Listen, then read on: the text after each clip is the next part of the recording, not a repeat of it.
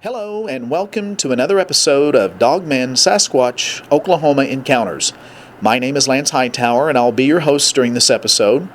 Typically I would be co-hosting the show with my brothers Lane and Bill here, but they're out on separate assignment gathering on-site interviews across the state tonight.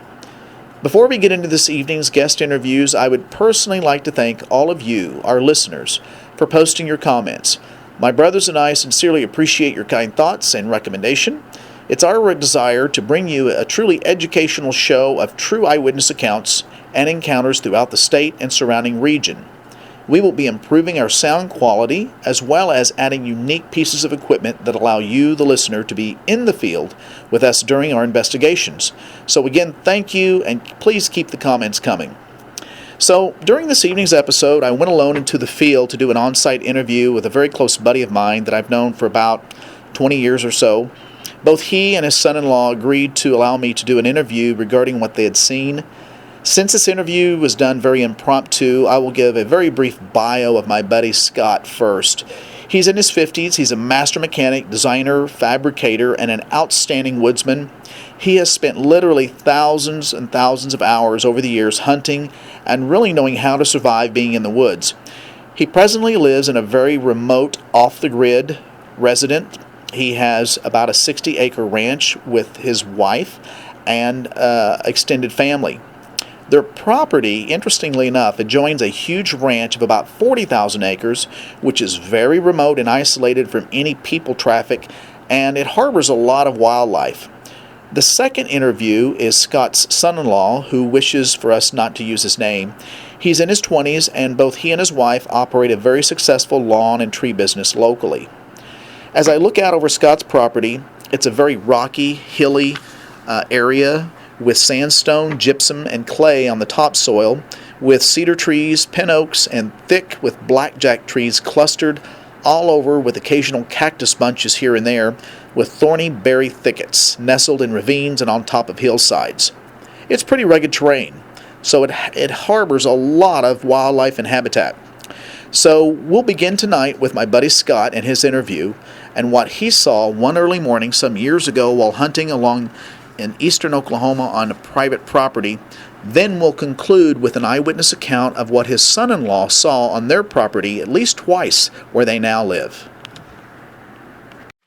All right, here we're out on location at my buddy's place here, and he said we could use his first name. And so we're out at his place, and I'm going to have him tell just the story when he was deer hunting out in northeast Oklahoma, and I'll let him take it from here. Go ahead. Hello there, folks.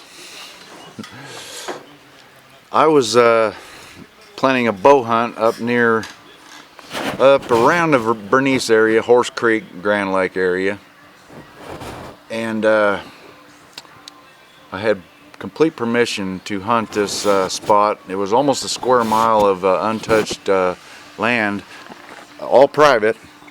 I was supposed to be the only person in there. So I go in there a couple days beforehand. I put me up a stand and I find some good deer trails and whatnot, and hoping for a good bow hunt, kill a nice buck, or at least see some. Well, I get about 3 or 4 days later, I get up in my deer stand before daylight, and I'm sitting up there just kind of waiting for the sun to come up and dawn to appear. And I look down and I see something fairly tall, fairly lanky. It was just becoming dawn. I could see a silhouette possibly only 30 yards away, coming through this trail, and I kind of pass it off as another hunter, and then I just hunt the rest of the morning. About 10 o'clock or so, I'm just keeping this in my mind. I see this thing, or this I think is a person walking through the woods. So curiosity has me climb down out of my tree stand and look at the trail that this, I thought it was a hunter, took take in mind, this thing made no noise whatsoever. I heard nothing. All I saw, 30 yards away, crunching leaves, broken branches, grapevines popping, whatever, usually makes some noise. At least you can hear it. Well, this thing made zero noise. Heard nothing, and it was moving pretty fast. I got down and looked at the trail, and there was no trail. It was completely covered up with brush and wild rose vines and wild grapevine. A human being could never, ever walk erect through there at the speed this thing did without making any noise. So I just kind of blew it off at that and kept remembering and playing it back and forth in my mind what the heck could possibly be. And I still have, to this day, no explanation of any of it. Nobody else was allowed to be there. It was just permission only was myself, and there's my story. Well, thanks, buddy. A couple of questions. I think maybe it's very interesting because you told me the story a couple times. What I want the listeners to know is that out of all of the people that I know that are in the outdoors, you and I have hunted together many times. Absolutely. And you are one of the most savvy outdoorsmen that I know. Honestly, I mean, you've spent many, many, many hours out of the woods out here in Oklahoma, and probably outside of the state as well. Yeah. And one of the things I want people to know is that when you saw this silhouette, you actually demonstrated to me that this was moving quite quick. You were up high, weren't you? I was up in a deer stand at least 20 feet off the ground. Okay. I always like to hunt high because scent is high. Right. And I'm not a believer in scent blockers or whatnot. I use the wind. Always have, always will. And the wind was blowing out of the south. And that's the direction this thing came from. So south. Yeah, okay. It was coming upwind of me, so it was impossible for it to smell. So, in my opinion, it never knew, and it was not on a trail that I walked in on either. You know, I know from years and years of bow hunting that creatures can smell your trail for days if they come across it. Well, I always give myself a in and out trail that's usually against the wind, and I hunt to the wind. This thing came to the wind, you know, from the wind, from across my shooting area. Right. And it would have been impossible for it to smell any type of, any of Anything my that was human coming scent. into. Yeah. Well, I wanted to bring up the fact that being an avid outdoorsman, that you see enough of normal, hear enough of normal, see enough of tracks, everything, that when abnormal sticks out, you know that this is bewildering. This doesn't make sense. You're exactly right. And so when you were in the stand and you were on, did you say you were on private property? I was on private property. So you're the only one that you knew that had permission to be in this place. Written permission, and you went up there. I know you want to get up there early. Yep. And so I'm sure, and I know you like to hunt high, like you said. And so when you saw this, you thought another hunter, but the speed at which this thing went through the woods, and you also told on one occasion to me that there was no light, there was no flashlight, this thing was moving very quick. Absolutely, yeah. And you could see that the arms were, how were they, the body posture? It had a gait to it that just kept me thinking. Normally, if I see a hunter in the woods, I don't give it a second thought. I usually kind of use them for my advantage because they scent up an area and sometimes make deer travel in odd places that they usually won't. But this thing was, it had a different gait than a hunter. Mm-hmm. It was long. It had kind of a hump shoulder to it, and swung its arms quite a lot. It looked tall. Kind of like an exaggerated arm swing? Exaggerated arm swing, and moved just... I think I probably only seen it for 5 seconds, and I think it probably traveled in that 5 seconds 60 yards. Really? It's somewhere to that effect. Just a, you know, it's been a long time, but... How long ago was this? This was probably back in about 95 or 6. Okay. Right in there. I haven't told many people about it at all because I understand. You know. Sure. Well, being good friends, I know you've spoken to me, and because you know I'm my interest on this phenomena, and absolutely. So this was in the fall. It was in the fall. Yeah, it would have been October. And was there leaves on the ground at that time? Yes, just starting. Just starting. And yeah, but last year's leaves were everywhere because this was untouched, almost a mile, almost a section, untouched. There's no livestock. Very thick to you know, keep brush down or anything. Yeah, very thick, very secluded. Creeks running through it, just prime whitetail hunting land, and I was in a very secluded, good whitetail spot, and I didn't see no deer that day. I'm sure. Yeah. Well, that's what my next question was. Yeah. Is that, to your knowledge, was there any water sources close by? Because Horse Creek.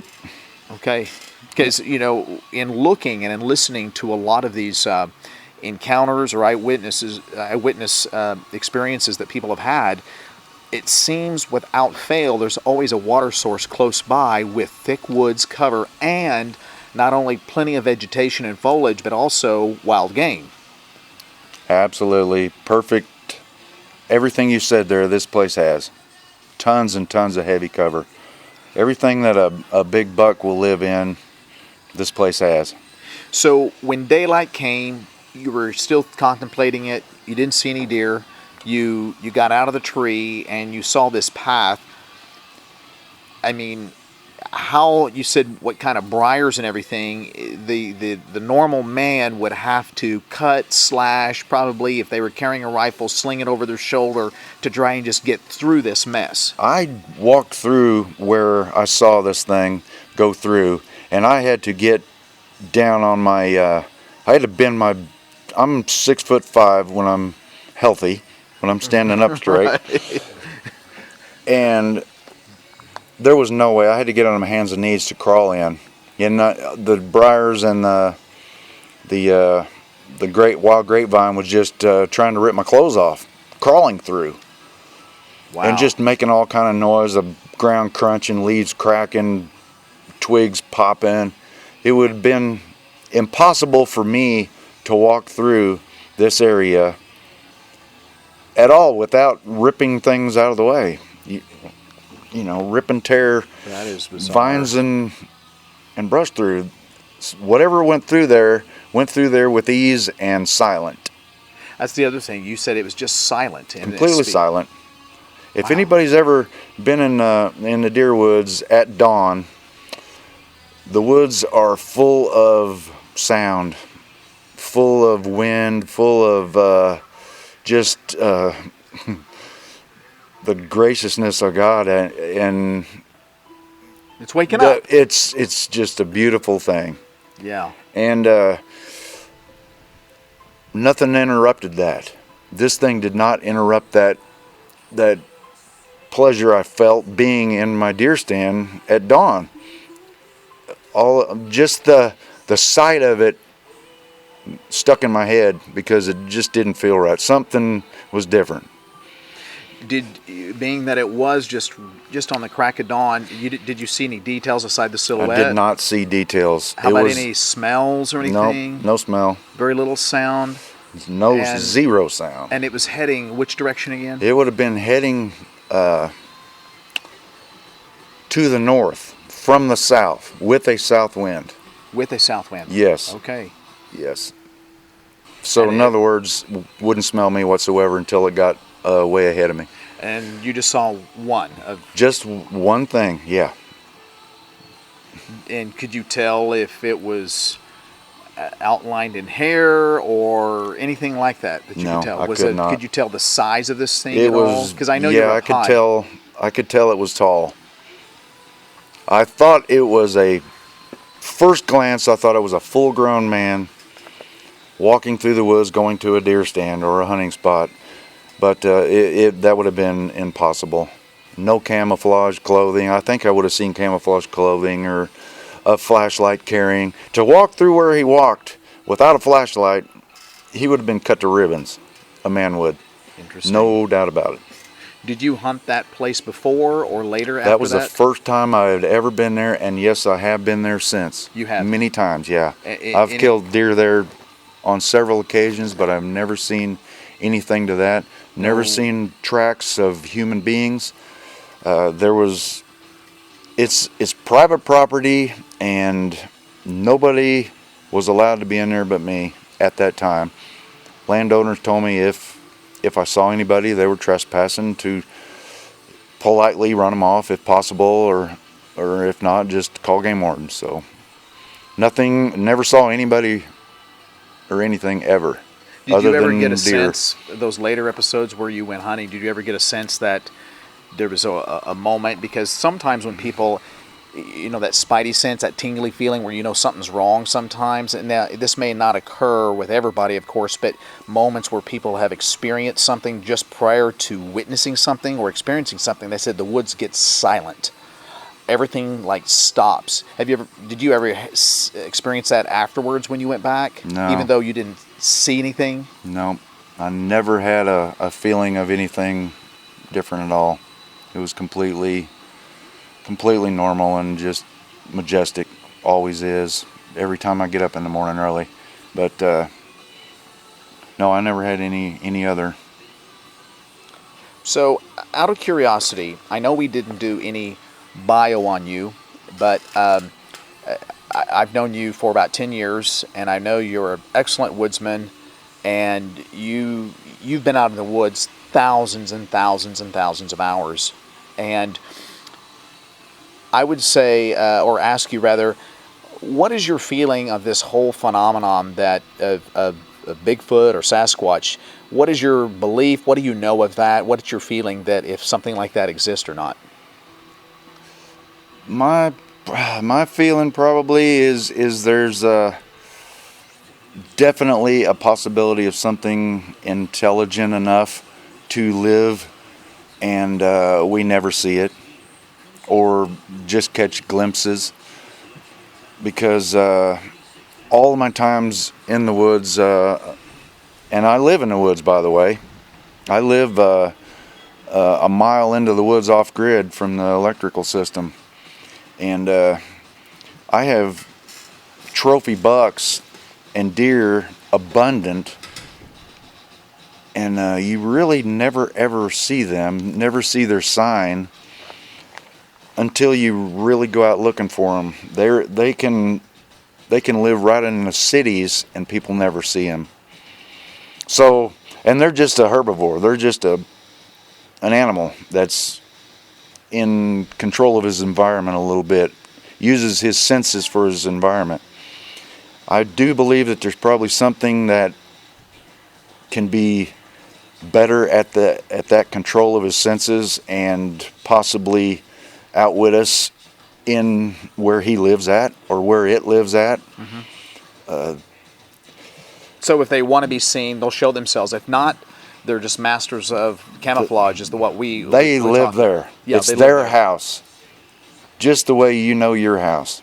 They can walk through the timber at full speed, and what I'm talking about is my experiences with deer, white-tailed deer. They live in the woods, and they do whatever they want in the woods when they want. So if they want to stay away from you, they do, and they do it well. You know, there are certain times when they really mess up, and I get to eat them. But they are masters of their environment, and I think there's something that could be better than they are. Absolutely.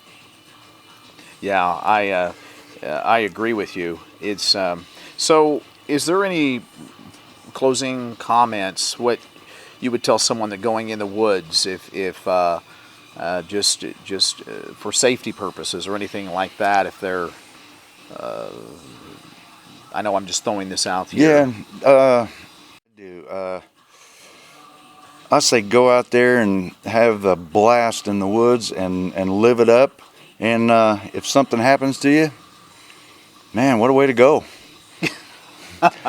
I'm rebellious in that way. I don't carry big guns when I go bow hunting. You know, if a creature gets me before I get him, he won. To each his own, man. I like that. Okay, well, I know I want to talk to some of your other family. I don't know if they're here yet, but I know they experienced something here totally separate from this. Yeah, by the way, eyewitness.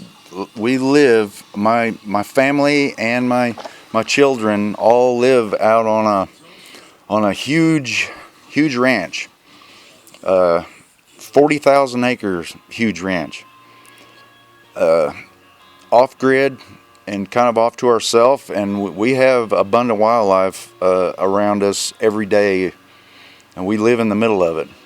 So when you do get a hold of the rest of the family, you'll have some stories probably. Okay, good. Well, I want to thank you, buddy, for doing this. I appreciate your friendship, and I appreciate you doing this just kind of on the spot. I know I just contacted you yesterday regarding this, and I came out today, and I want to thank you again for the words of wisdom, words of life here. Absolutely. I love you like a brother, and anything you need, I'm here. All right. Well, Go thanks have again, fun, folks. And I'll talk to the family here in a moment. Okay, so we have one of my buddies, he's got his son-in-law here, and we were talking about something he saw that was lightning fast coming off their property and heading into another property, their neighbor's property. And how long did you say that this occurred? Oh, it was probably last fall. Last fall, okay. Yeah. And so it was during the day? Yeah, in the afternoon. In the afternoon. And describe a little bit. Now, you're a wood savvy kind of guy. I know you hunt all the time, and so you know what things look like. Yeah. And if something doesn't look normal, you would know what that looks like. I mean, that's not normal. So, and you know how fast things are. Coyotes, dogs, everything around here. Your neighbor has horses and some interesting animals on his property. So just tell me again, one more time, some of the listeners, what you saw that day when you're coming up the drive here. Oh, we just pulled in our gate and just happened to look up and saw this big, I was almost probably wolf-like, but bigger, go running across the driveway, probably, good 40 yards. And 40 yards in front of you? Well, covered 40 yards, covered 40. in like just a blink of an eye, and all you could just tell what color it was and that it was big and had a bushy tail, and it cleared when it jumped the fence, it's probably 5 feet, just jumped straight over it and just gone. Now, what color was it that you saw? It was gray, what I could tell. Now, last night when I was talking to you about when it went in front of you, was it going at an angle away from you? Yeah, it would have been going away from me at an angle. Okay. You said, when I was asking you about the size of the tail, you almost said that the size of the tail, the bushiness was about pie plate size. Yeah, it was. Yeah. That's one feature you noticed. It was you really, could tell distinctly. Okay. And was there just one? Was there two? I only saw one. One. But you saw this on another occasion. Yeah, I've seen it one other time. Was it in this same area that we're standing right now? Yeah. And it was going from your property to the other side of this property here. And down here we got a log pile, and one thing that I noticed that when you guys are avid outdoorsmen, you deer hunt a lot. When you get through processing the deer and everything, you just take the bones collectively and you put them kind of behind this wood pile. Yeah, we always put them in the same spot. So it's fair to say that sometimes there's some meat still on the bone and things like that. So it attracts a lot of different types of animals. Yeah. And this fence, you said was right. I mean, it's a high fence. With me, I'm about 5'8", and it comes right to my chest, so it's high. Yeah. And now these things were going so fast, it didn't just like trot and then go in an arc. It was like a horizontal, is what you said. It was just flew right over the top, didn't miss a beat, didn't slow down. Didn't go under the fence. It just went right over and it was gone. Yeah, it just jumped straight over it and it was gone instantly. So compared to other animals of that that are fast, was this how faster than anything I've ever seen. faster? Okay. Yeah. And on the other occasion that you saw, was it about the same time of day, or how far apart was the first encounter to the next? Probably a good month. Really? Yeah. Okay. And in the same area, that right there by the same woodpile? area. Okay. Now, I went on the fence out here and I looked on the fence to check for hair or anything like that. I found, looks like somebody of the neighbors, he's got like some yaks or something on the other side there. It looks like yak hair. But outside of that, no unusual prints that you saw out here. I know this ground that we're standing on right now is, it's a really hard, compact gyp. It's like concrete out here. So it'd be impossible to really leave any prints or anything. And then the woods that it went into is just virgin timber. And it'd be really hard to probably find a print or anything. Yeah. You didn't go down to the pile or see where it was coming from, or where? I didn't. Like I said, I saw it and it was gone so fast. I had no idea which direction where it went, and when I got into the woods. Were you by yourself? I was with my wife, but she didn't see it. She didn't see it. But my buddy's wife, your mother-in-law, she saw something as well, rough, but she saw two of them. Mm-hmm. And she's sick today. Otherwise, we would be interviewing her. But it was just up the road a little ways, and she saw two. And they were, as she told me, and passed it on to my buddy, that your father-in-law, that it was so fast. Two of them, it was just boom, boom, and they just literally, they didn't even hit the road. They just flew over this road. And how wide would you say this road? This is about maybe 15 feet across. Yeah. And they just flew, didn't even touch it. And when they drove further up where it went into the woods, the branches were all moving. They still had a vibration as they hit the woods so hard. She said, actually, as she told my buddy, they were big. They were on all fours, and they were about at least 4 feet. Yeah, easily, I would say. 4 feet in height. So compared to the dogs that we know and coyotes and everything, that's big. Yeah. To the wither. That's big. So I appreciate you giving me kind of an interview out here, and we were talking last night. We were both at a get together, so I wanted to come out here on location and just show me. I've taken some pictures out here of where you saw the kind of the encounter out here. So thanks again, buddy. I appreciate it. If you see anything unusual, please contact me again. Yep. All right. Thank you. So I'm going to fill in for you a little bit more about why Scott's son-in-law sighting and Scott's wife sightings are so significant in my opinion. Not too long ago, on one of Vic Cundiff's earlier shows of Dogman Encounters, a couple called into the show and gave a very up-close, terrifying encounter that happened during one summer while they were tent camping in a local Oklahoma state park, which is actually very close to where my buddy Scott lives. This couple explained that they had a very close, frightening encounter of a massive dog-like creature that walked on two legs, approached the back of their tent, looked in, then walked around to the front of their tent, peeked into their tent, then moved over to their girl's tent and also peeked in the tent, which terrified the mother, who was frantically trying to be calm. Afterwards, they continued to watch it rummage around their campsite, then their car, then walked over to the camper next to them in the RV, looked in the windows, and left blazing fast toward the boat ramp of the park, which by all accounts was one of the most terrifying events that they've ever experienced. So, could Scott's son-in-law and Scott's wife have seen the very same dog-like creature that was encountered by the couple in the state park not too far away? I do believe it's very possible. It's very possible for a few reasons, actually. The sheer size and unnatural speed that the son-in-law stated he observed for his daytime sighting, and this animal's agility that it demonstrated while leaping over a 5-strand barbed wire fence with no hesitation in its speed.